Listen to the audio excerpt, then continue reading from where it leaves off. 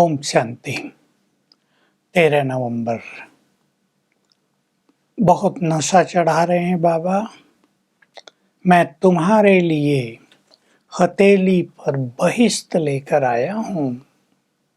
तुम्हें अपार खुशी होनी चाहिए।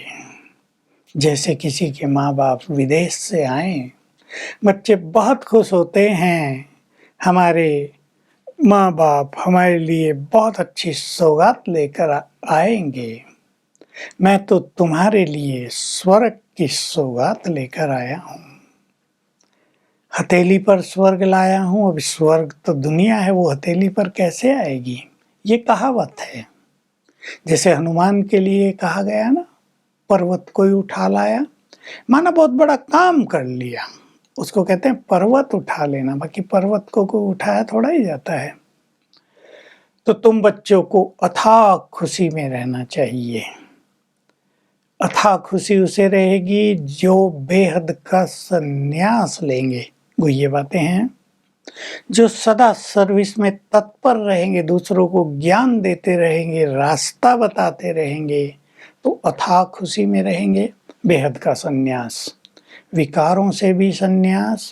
और ये पुरानी दुनिया, इसको हम बोल रहे हैं, इसकी तरफ देखते नहीं हैं, इसकी इच्छाएं समाप्त कर दी हैं।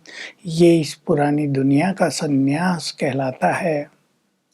तो बाबा कह रहे हैं, मैं तुम्हारे लिए सुखधाम रच रहा हूँ। ऐसी दुनिया जिसमें सुख, शांति और अपार धन वैभव है, जहाँ कोई उपद्रव होता ही नहीं, एक ही धर्म है, खुशियाँ ही खुशियाँ हैं। सोने के हीरो के तुम्हारे महल होते हैं। बहुत साहूकार होता है भारत उस समय। विचार करो बच्चे, लक्ष्मी नारायण का राज कितना सुंदर, कितना बड़ा होता है। लोगों ने तो महाभारत में लड़ाई दिखा दी है। कौरव, पांडव, यादव, युद्ध हुआ, श्री कृष्ण को दिखा दिया, उसने हिंसा कराई।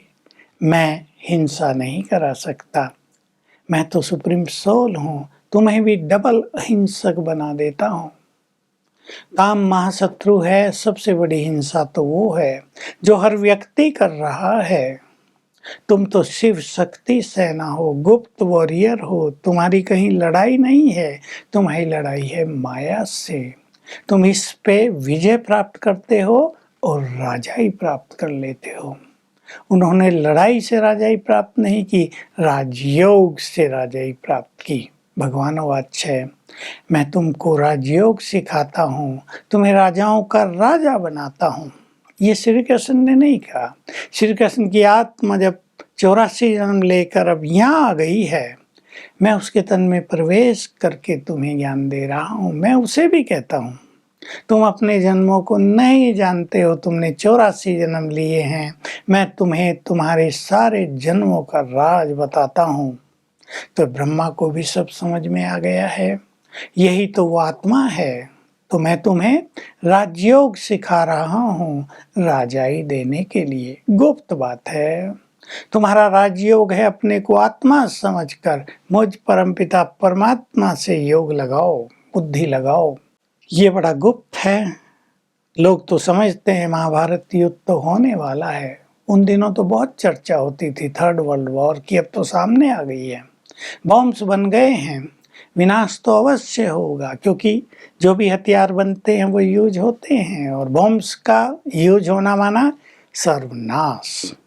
तो मैं गुप्त रूप से तुम्हारी स्वर्ग की राजाई स्थापित कर रहा हूँ। मैं तुम्हें गीता ज्ञान दे रहा हूँ। अब तुम्हें मेरी मत पर चलना है तो तुम अपार खुशी में रहोगे।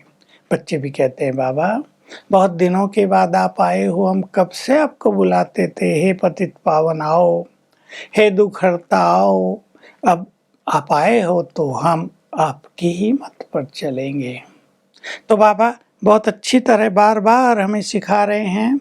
सूर्यवंशियों ने फिर राजाई गंवा दी, कैसे वो नीचे उतरे, किसने उन पे चढ़ाई की। तो बाबा कह रहे चढ़ाई नहीं, रावण ने चढ़ाई कर दी। एक्चुअली रावण इसलिए भारत का सबसे बड़ा दुश्मन है।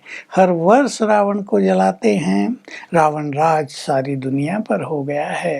रावण माना 5 विकारों का राज, इसने ही सबको दुखी कर दिया है, इससे ही सब नीचे उतर गए हैं। अन्यथा भारत तो बहुत ही महान था, सोने की चिड़िया कहलाता था। इसी भारत में मैं आकर तुम्हें राजयोग सिखाता हूँ, तुम्हें सत्य ज्ञान देता हूँ, तुम्हें पढ़ाता हूँ, तुम स्टूडेंट बन गए हो और अब तुम कर्मातीत होने के लिए राजयोग की साधना कर रहे हो। बाबा कह रहे हैं उधर लड़ाई आदि का कितना हंगामा है, एक दूसरे को धमकी दे रहे हैं, बॉम्ब्स बना दिए। इधर तुम डीप साइलेंस में बैठे हो, तुम साइलेंस के बल से, राजयोग के बल से राजाई को प्राप्त कर लेते हो। मैं तुम्हें ये गुह्य ज्ञान दे रहा हूँ, तुम रावण पर कैसे विजय प्राप्त करो। अब तुम्हें मेरी मत पर चलकर सोल कॉन्शियस होना है, आत्माभिमानी बनना है। तो नंबर वार बच्चों को नशा और खुशी रहती है, जो जितना अच्छी तरह पढ़ते हैं उनको उतनी ही ज़्यादा खुशी रहती है, नशा रहता है। लौकिक पढ़ाई में भी यही होता है। अब तुम्हें श्रेष्ठ नशा रहना चाहिए, उमंग रहनी चाहिए कि हम राजयोग के द्वारा विश्व की राजाई अवश्य प्राप्त करेंगे, जहां हमें सब कुछ प्राप्त होगा, लंबा काल सब कुछ प्राप्त रहेगा, क्योंकि तुम अब क्रिएटर, डायरेक्टर, मुख्य एक्टर्स, सृष्टि के आदि मध्य अंत को पूरी तरह जान गए हैं। वो तो सत्य तो यही है कि भारत में ही सतयुग में स्वर्ग था और भारत में ही कलयुग में नरक है, इसलिए लोगों ने कह दिया नरक स्वर्ग यहीं होता है, यही माना भारत में ही होता है, संसार में ही होता है, पर दोनों का पीरियड अलग अलग है। वरदान है मर जीवे जन्म की स्मृति द्वारा कर्म बंधन को समाप्त करने वाले, परोपकारी भाव सभी संबंधों में रहते हैं, लौकिक अलौकिक।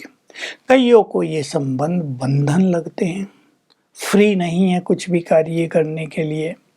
लेकिन तुम ऐसा समझो, ये जो संबंध हमें मिले हैं ये सेवा के लिए मिले हैं, हमें इनका उपकार करना है, इन सब का कल्याण करना है। तो तुम्हारी दृष्टि, भावनाएं यानी वृत्ति अगर श्रेष्ठ होगी तो तुम्हारे ये संबंध तुम्हें बंधन प्रतीत नहीं होंगे। इसको ही कहा जाता है मर जीवा जन्म। स्लोगन है समय या परिस्थिति के कारण वैराग आ गया तो वो भी हद का वैराग है, तुम्हें बेहद का वैरागी बनना है, यानी सदा वैराग की स्थिति में रहना है। तो आज सारा दिन हम इस खुशी और नशे में रहेंगे कि भगवान हमारे लिए स्वर्ग हथेली पर लाया है, सौगात लाया है, हम उसके बच्चे बने हैं और वो स्वर्ग रच रहा है, तो हमें ही वो स्वर्ग की राजाई देगा और ब्रह्मा बाबा की तरह भविष्य के नशे में बार बार आएंगे। मैं ये देह छोड़कर ऐसा श्रेष्ठ देवता बनूंगा। हर घंटे में एक बार अपने स्वरूप को सामने लाना, तो भविष्य के संस्कार वर्तमान जीवन में समाते रहेंगे। ओम शांति।